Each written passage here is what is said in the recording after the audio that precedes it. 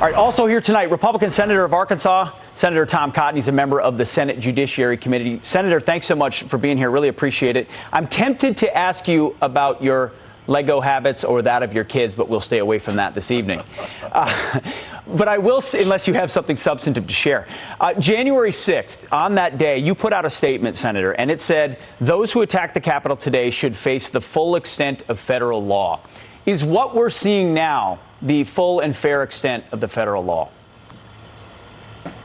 Well, Pete, the question that we should be asking is everyone getting equal justice?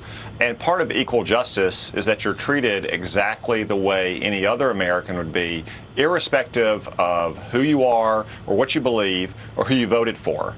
And when you have Elizabeth Warren and Dick Durbin, no fans of Donald Trump, not exactly sympathetic to Donald Trump's supporters, saying that some of these people are being detained excessively and probably should be released, I think you can surmise that there's something to it.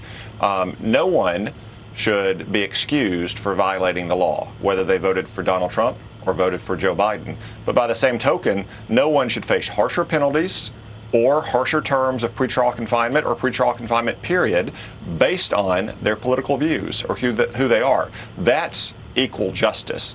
And unfortunately, it looks like the Biden Department of Justice is applying a lot of double standards here. I mean, just look at what's happening around the country over the last year to the BLM rioters and the Antifa rioters who have been released from pretrial confinement and had charges dropped against them. I mean, for goodness sake, Vice President Harris last year encouraged her supporters to contribute to a bail fund for rioters in Minnesota, and she was celebrated by the national media and by Democrats. There appear to be serious double standards at work here, and that undermines equal justice before the law. You're precisely correct. The double standard has been the standard for the left for quite some time. There's absolutely no doubt about that. And you don't have to defend raising this issue, which is politically unpopular for some, doesn't mean you're apologizing for some of the more egregious acts. But ultimately, when you said in that statement, the fullest extent of federal law, and I'm not making this about the statement, but I think that's a powerful phrase. What can be done now if it appears that the federal government is going beyond those bounds, and it is more than the full extent? It's an overextension. What could, say, members of Congress do about it, or others?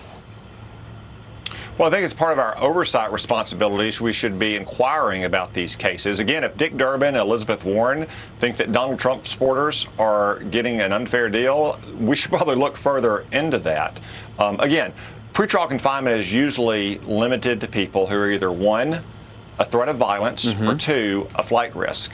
Perhaps every single one of these persons has been demonstrated with solid factual bases to be a threat of violence or a flight risk. But the mere fact of being charged with one of these crimes and facing a trial in the future does not establish that basis. If it did, you wouldn't have nearly as much violent crime in our cities, because you'd have a lot more of these people who are locked up rather than being released without even getting bail in the first place, because cities and states have eliminated their bail system to begin with. Yeah, they sure have. But there is supposed to be a bail system at one particular level. Not to mention, many of these people have no priors, and priors can come into play when it pertains to pretrial confinement as well. Senator, hope you stay on top of the issue. Maybe it's something you can work across the aisle on if they're finally acknowledging it on the other side as well. Senator Tom Cotton, enjoy your Legos tonight. Thank you. We appreciate it. Thank you.